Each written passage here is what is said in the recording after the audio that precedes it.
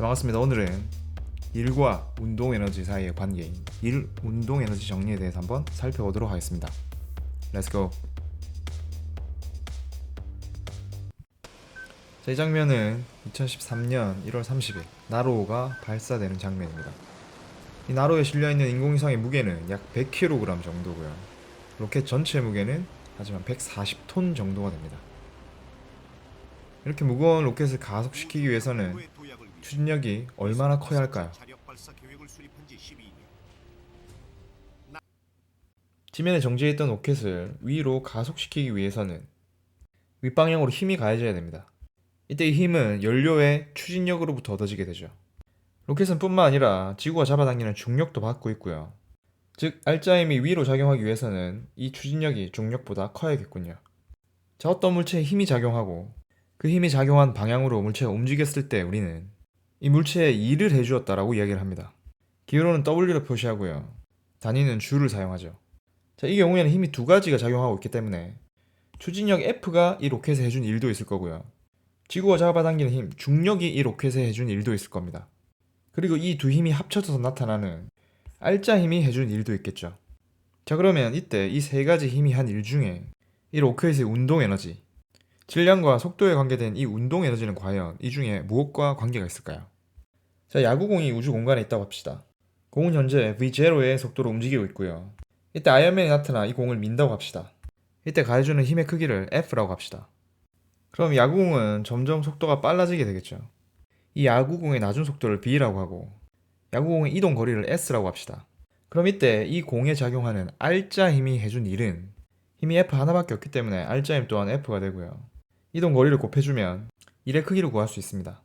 여기서 이 F는 ma, 뉴턴 제2법칙을 여기에 대입시켜주면 이런 형태가 되죠.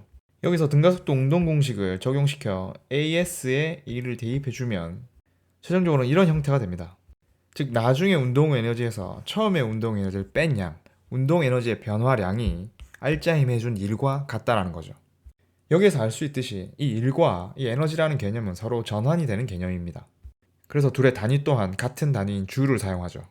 그 중에서 이 알짜 힘이 해준 일은 특히 운동 에너지로 이렇게 전환이 되고요. 우리는 이를 일 운동 에너지 정리라고 부릅니다.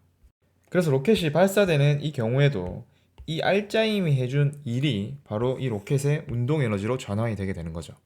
참고로 이 힘, 추진력이 해준 일의 양은 이 로켓의 운동 에너지와 로켓의 중력 포텐셜 에너지를 합한 양과 같다라는 거 참고로 알아두시기 바랍니다.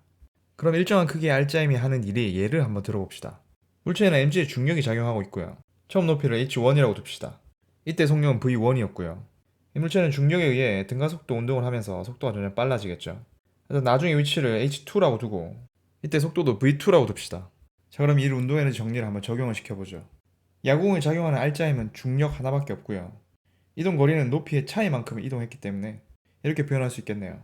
그리고 운동 에너지의 변화는 이렇게 표현이 되겠죠. 자, 이 형태를 보면 중력이 해준 일이 운동 에너지로 전환되었다고 이야기할 수도 있고요.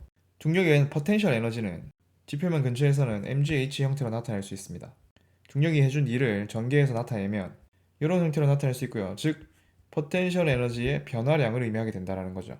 그래서 중력 포텐셜 에너지의 감소량이 운동 에너지의 증가량으로 나타났다라고 이야기할 수도 있죠. 자, 이번에는 야구공이 굴러가는 상황을 한번 살펴보도록 합시다. 야구공이 S만큼 이동했다라고 하고 야구공의 처음 속도를 V0, 낮은 속도를 V라고 했을 때 바닷가의 마찰 때문에 야구공의 속도는 점점 느려지겠죠. 그럼 이때 야구공이 작용하는 힘은 이동 방향과 반대 방향으로 이렇게 마찰력이 작용을 하게 되고요. 이렇게 힘과 이동 방향이 반대일 때 이 물체가 해준 일이 어떤 의미를 가지는지 봅시다. 알짜 힘이 마찰력이 해준 일은 힘 곱하기 이동 거리이나 둘의 방향이 반대이기 때문에 앞에 마이너스가 붙고요. 이는 곧 운동 에너지의 변화가 됩니다. 이 변화량이 의미하는 건 나중에 운동 에너지에서 처음에 운동 에너지를 뺀 것이죠. 그럼 이 값이 마이너스를 가진다는 의미는 운동 에너지가 감소했다는 걸 의미합니다. 그래서 힘의 방향과 이동 방향이 반대일 때 마이너스 2를 한 경우에는 운동 에너지가 감소하게 된다는 거죠. 이를 달리 표현하면 알짜 힘이 마이너스 1을 했다는 것의 의미는 얘가 가지고 있던 운동 에너지를 소모해서 외부에 일을 했다라고도 해석할 수 있습니다. 간단한 예제 문제를 한번 볼까요? 현재 전동기를 활용해서 윗방향으로 106ton의 힘으로 물체를 당기고 있고요. 물체가 받는 중력의 크기는 mg인데 문제에서 중력 가속도를 10으로 하라고 되어 있고요. 질량이 4kg이기 때문에 중력은 40N이 되겠죠. 그럼 이때 윗방향으로 100N, 아랫방향으로 40N이기 때문에 알짜 힘의 크기는 100에서 40을 뺀 60N이 되겠군요.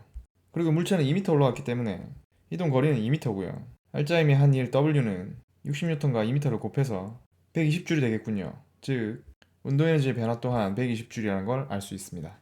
자, 빗면을 한번 또 예를 들어 볼까요? 사이타마가 미끄러져 내려온다고 합시다. 그럼 이때 물체에 작용하는 힘은 두 가지가 있겠군요. 중력과 바닥 위를 떠받치는 수직 항력이 있겠죠. 근데 사이타마가 이동하는 방향은 이렇게 빗면을 따라서 이동하기 때문에, 즉 이동 방향의 수직 항력은 일을 하지 않고요. 그 다음에 이 중력을 빗면의 평행한 성분과 수직인 성분으로 분해를 해서 이 중에서 수직인 성분은 마찬가지로 일을 하지 않고요. 이 빗면의 평행한 성분만 이 사이타마에게 일을 해주게 됩니다.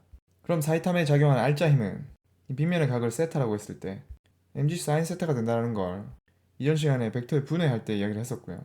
사이타마가 s만큼 이동을 했을 때 이때 속력을 v라고 두면 알짜 힘이 해준 일 w는 mg 사인 세타 곱하기 s로 나타내주고요. 처음 속도를 0이라 두면 운동에너지 변화는 이렇게 되죠. 근데 이 식에서도 보시면 아시겠지만 이 s를 빗면으로 하는 작은 삼각형을 그리면 요 사인 세타 곱하기 s의 값이 의미하는 바는 사이타마가 아래로 떨어진 수직 높이와 같고요. 그래서 이를 h로 바꿔서 생각해보면 결론적으로 알짜임이 한 일은 포텐셜 에너지 감소량과 같고 이것이 운동 에너지의 증가량으로 나타났다고 볼 수 있습니다. 그다음 마지막 예로 지구 주위를 돌고 있는 인공위성을 한번 생각해 봅시다. 등속 원운동하는 물체는 구심력이 지구 중심 방향으로 작용하고 있고요. 이는 이동하는 방향과 수직이기 때문에 이 힘이 해준 일은 0이 되고요. 그렇기 때문에 이 인공위성은 등속으로 원운동을 하게 되는 거죠. 그리고 지금까지 살펴본 모든 상황은 실제 마찰력이나 공기 저항이 있다라고 생각을 하면 운동 에너지를 감소시키는 역할을 하고요. 이 때문에 물체의 역학적 에너지는 보존되지 않는 거죠. 자, 오늘 내용이 좀 많았는데 오늘 수업은 여기까지 하도록 하겠습니다. 수고했습니다.